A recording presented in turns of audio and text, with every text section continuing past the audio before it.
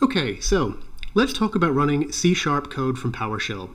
If you're not aware, PowerShell is able to compile and run C# code natively. And this is very useful if you don't have access to Visual Studio or the command line compiler, but you need to use C# in some capacity. So what I recommend you do, though, is because it's a little bit awkward to, say, for example, just paste your code into PowerShell, that's really awkward. I recommend you do it this way.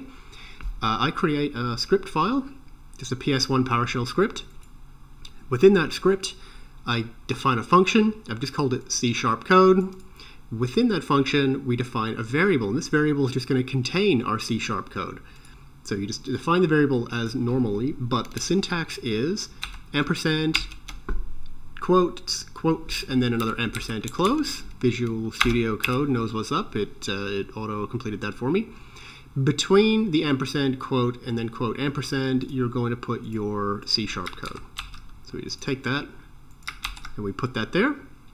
And then having done that, within the script, we tell it to add the type, with the type definition being the variable that we define containing the code, and we tell it that the language is C#. Then we tell it to invoke the expression lifedecider.program main. Having done that, we close up the function, and then I tell the script to immediately invoke the function that it just defined.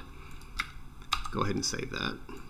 And over here in PowerShell, we're just going to call the C# to PS1 PowerShell script.